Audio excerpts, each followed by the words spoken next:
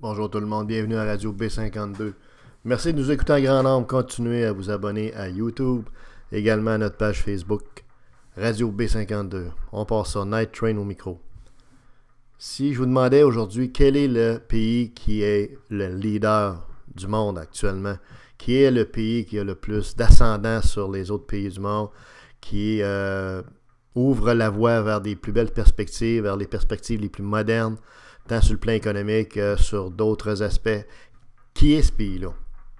Traditionnellement, vous vous souvenez, quand on était plus jeune, quand on était petit même, ben c'était toujours les États-Unis, puis la Russie. Bon, les États-Unis, aujourd'hui, ça c'est le pays de Donald Trump, le pays qui se replie sur lui-même avec un protectionnisme qui date du Moyen-Âge, qui veut abolir le traité de l'ALENA avec ses partenaires principaux que sont le Canada et le Mexique, qui veut construire un mur, etc. Pour toutes sortes de raisons, sans doute louables pour le cerveau de Donald Trump, mais qui vont en contre-courant dans le fond des standards ouverts et de l'ouverture des marchés qui est souhaitée par le reste du monde entier. Donc, c'est certainement pas les États-Unis. Les États-Unis, c'est le pays, dans le fond, qui veut faire une parade militaire, un peu comme on voit dans des pays en voie de développement ou des pays de dictature comme la Corée du Nord, vous savez, où on voit des fusées, puis des tanks, puis tout ça, puis tout le monde autour qui font semblant, le long de ça, qui trouvent ça bien le fun, puis bien drôle, à la Kim Jong-un. Alors, apparemment, Donald Trump veut faire une telle parade militaire aux États-Unis, vous savez. Donc, les États-Unis s'en vont à contre-courant, dans le fond, de la modernité. Donc, c'est pas les États-Unis qui sont, malgré leurs prétentions, malgré qu'ils s'imaginent encore les gendarmes du monde, c'est complètement faux. Et ils savent très bien que le tapis leur glisse sous les pieds. Ce n'est pas les États-Unis. Les États-Unis régressent actuellement. La Russie, c'est un peu la même chose. C'est une dictature camouflée en semi-démocratie, semi-ouverture économique, dirigée par des mafias. C'est le pays où, finalement, les athlètes se boostent, dans le fond, à la drogue de toutes sortes pour performer. Puis le gouvernement nie cela. Bref, c'est un gouvernement sombre avec, encore une fois, plein de garde-robes, avec plein de cadavres dans le garde-robe, plein de stratégies plus ou moins, je dirais, éthiques et manipulatrices. Bref, c'est pas la Russie non plus qui lead le monde. Le pays qui lead le monde actuellement et qui est en train de montrer la voie à tout le monde, c'est un pays qui, il n'y a pas si longtemps, on en riait un peu parce qu'on les prenait pour des mangeurs de riz. Ben, c'est la Chine, mes amis. C'est la Chine. OK? Et la Chine est en train vraiment de révolutionner, je dirais, les modèles économiques et les modèles politiques traditionnels des pays de l'Ouest qui étaient prétentieusement les pays dominants que sont les États-Unis, la Russie, même la France, l'Angleterre, vous savez, c'est toute sa gang-là. Là. Ben maintenant, ils sont tous surpassés par la Chine. OK? Puis on va vous donner un exemple de ça.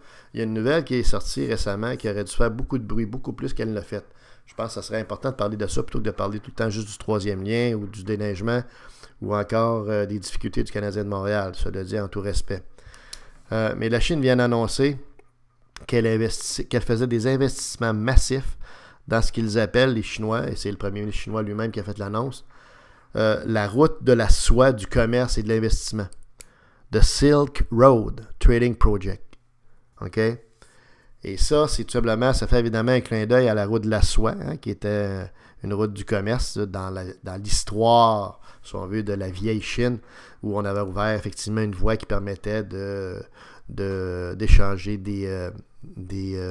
toutes sortes de matériel avec notamment l'Inde et tout ça, en ayant construit à la main par les Chinois une route qui permettait effectivement de passer les marchandises de pays à l'autre. Ben là, aujourd'hui, on vous parle de quelque chose de pas mal plus big. OK? On parle de quelque chose qui est une plateforme d'échange et d'investissement que les Chinois souhaitent mondiale. Il y a 24 pays qui étaient à la réunion qui a eu lieu il y a 10 jours où le premier ministre Xi Jinping a annoncé les investissements massifs que la Chine fait là-dedans parce qu'on y croit. Et il y a beaucoup de pays qui y croient. Évidemment, il n'y avait pas beaucoup de pays de l'Amérique du Nord puis de l'Europe, on s'en doute. Les Chinois sont toujours regardés un petit peu de façon suspicieuse. Il y en a qui s'imaginent que le projet en question vise à augmenter l'ascendant des Chinois et le contrôle subtil des Chinois sur les affaires du monde. Enfin, juste pour vous donner une idée du sérieux des Chinois, on va vous donner une idée des investissements massifs qui vont être faits dans ce projet-là pour avoir une plateforme d'échange électronique. On a annoncé 124 milliards d'investissements au départ pour faire ça. Ensuite, on a annoncé un 100 milliards de plus de yuan dans le fonds existant. Ensuite, on a 250 milliards d'emprunts de la Banque fédérale de développement de la Chine, qui est dans le funding. Et également, dans le funding de ce projet-là, on a 130 milliards d'emprunts de la Banque d'import-export de la Chine, 60 milliards de yuan qui vont aller aux pays en voie de développement et à des institutions internationales qui sont associées au projet. Donc, c'est quand même pas des peanuts. Donc, on va même, dans le fond, subventionner des pays qui veulent être partie prenante à cette espèce de réseau de commerce international moderne. On va également encourager les institutions financières qui vont vouloir accroître leurs affaires, leurs échanges financiers outre-mer sur cette plateforme-là pour les différentes entreprises à la hauteur de 300 milliards. Donc, c'est beaucoup d'argent. 2 milliards dans un fonds d'aide pour la nourriture, pour les gens qui sont en manque, qui va être prévu là-dedans également. 1 milliard pour un fonds de coopération, le fonds de coopération du Sud de l'Est asiatique. Et finalement, 1 milliard dans projets de coopération avec différents pays. Au total de tout ça, ce que ça donne, c'est 29 pays qui étaient impliqués au forum, qui étaient dans la réunion en question avec la Chine. La Chine a effectivement montré son sérieux en annonçant ces fonds-là, qui totalisent une somme phénoménale. Ils n'ont pas donné d'échéancier, ils n'ont pas donné un plan de match, ils ont simplement dit on met du cash, voici nos sources de financement, on est sérieux, on part ça. Parce que la Chine entrevoit la plateforme comme une plateforme éventuellement qu'elle souhaite, en tout cas le plus possible, une plateforme d'échange électronique, une plateforme d'échange commerciale, une plateforme d'échange en termes d'investissement et de collaboration financière et de projets à caractère financier qui se veut au niveau mondial. Okay? C'est sûr qu'ils vont y trouver leurs bénéfices. On s'entend que ce n'est pas une entreprise à but non lucratif, mais la Chine montre son sérieux en termes d'investissement et le leadership qu'elle offre là-dedans. Il s'agit juste aux partenaires de s'associer à ça et effectivement, la porte est ouverte pour ouvrir le commerce à l'échelle mondiale.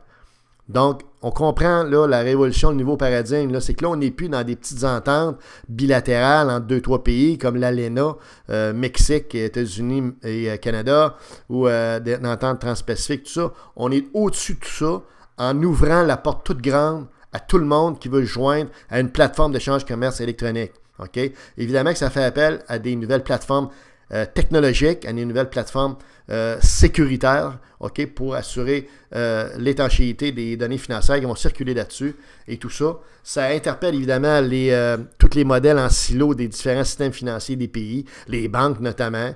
Okay? Donc, c'est certain que ça ne se fera pas en 1 an, en 2 ans, ni même en 5 ans. Sauf que ça vient d'ouvrir une porte très grande à une opportunité incroyable qui va être de toute façon, ultimement, à terme, la voie vers laquelle tout le monde devra se diriger, c'est-à-dire vers un système mondial d'échange électronique où, dans le fond, les échanges nationaux vont devenir des échanges transnationaux, où les États, dans le fond, vont vraiment être des partenaires. Ça ne veut pas dire que chacun n'aura pas ses agendas particuliers, comprenons-nous. Bon, au moins, on se donnera une plateforme mondiale d'échange électronique, de commerce électronique, qui va vraiment permettre des économies d'échelle et des opportunités d'affaires intéressantes pour tout le monde. Et en même temps, on a vu que dans le projet, la Chine est soucieuse d'aider les pays en voie de développement. Donc, il y a un côté là-dedans qui est quand même intéressant d'aide aux pays en voie de développement pour les aider à améliorer leur sort, améliorer leur économie et tout ça. Alors voilà pour ce qui est de la Chine, le nouveau leader du monde. C'est nouveau.